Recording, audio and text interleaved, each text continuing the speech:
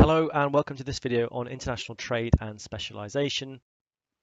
This is part of our theme 4 work on globalization, and in this video we're going to look at what is meant by imports and exports, what is meant by specialization, and have an awareness of how economies and businesses have used specialization to gain a competitive advantage. So one of the features of a globalized world is increasing amounts of trade between different countries. And one of the reasons countries can do this is because of improvements in transportation, as well as changes to the politics of various countries around the world, and a number of different reasons that we'll look at later in the course.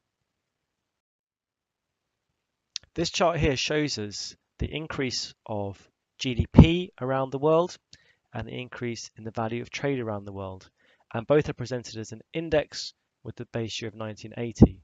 And what we can see is that by 2016, while global output has gone up nearly 3.5 times from what it was in 1980, the amount of stuff being traded around the world has gone up by nearly 7.5 times. So there's been a real rapid increase in trade around the world, which has outstripped actually the increase in output around the world.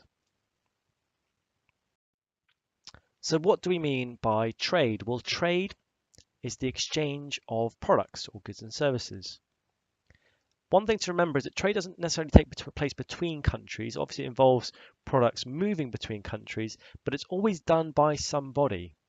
So it's always done by an economic agent of the country. So it might be a business in South America selling a product to a consumer in Europe. So it's always taken by the decisions of consumers and businesses, and sometimes even governments. And when conditions are right, it's been shown that international trade brings many benefits. So it can be a benefit in terms of income and GDP growth. It can bring a benefits in terms of more employment and also raising living standards. So two key terms we need to understand: what an export is and what an import is. Let's start with an export. Exports are where goods and services produced by one country are sold to another country. So it's always worth in mind that an export involves products or goods and services leaving the country, but money entering the country. So exports are products and services going out and money coming in.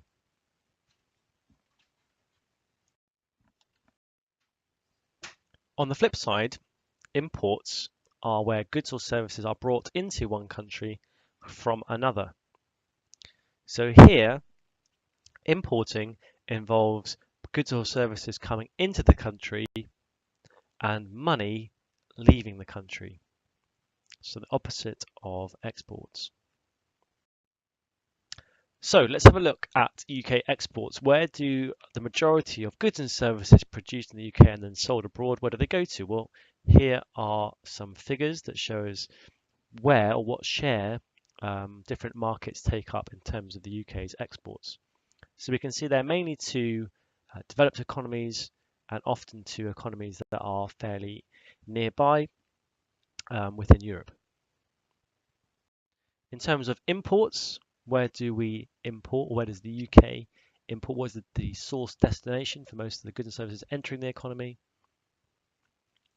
Well, again, some similar countries who we enjoy large amounts of trade with, but you can see one major emerging economy there, which is a significant source of imports as well. So what factors will affect the level of trade between economies? Well, the exchange rate will have an important impact, and it'd be worth remembering SPICED as an acronym that we can use to understand the impact of exchange rates on imports and exports. The price elasticity of demand will have an impact if products are price inelastic. So for example, necessities, then the level of trade is likely to be fairly stable, whereas whether they're price elastic, then movements in the exchange rate, movement in the prices of those products will cause significant swings in the volume of trade. Thirdly, the state of the world economy.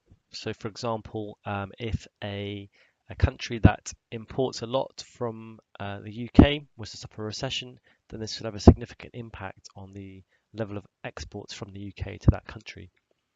Lastly, the quality of the products will affect the demand for those products, and then in changes in taste and fashion going around the world in terms of different countries will affect the level of trade. Okay, so we looked at imports and exports. Now let's look at specialization. Specialization occurs when individuals, businesses, regions, or even countries concentrate on producing a specific good or service. And this started to occur in the global economy after the 1700s when an economist called Adam Smith did a famous explanation using a pin factory, saying that everyone focused on one particular task within the pin manufacturing process, then the production process would be much more efficient. And this concept is called the division of labor. So specialization involves the division of labor where workers within an organization focus on one specific task and become very efficient and productive at doing that task, and so overall levels of production and quality improve. So as workforce have a better understanding of their job role, it's likely to lead to an increase in productivity and increase in output per worker. Why would countries, individuals, businesses specialize?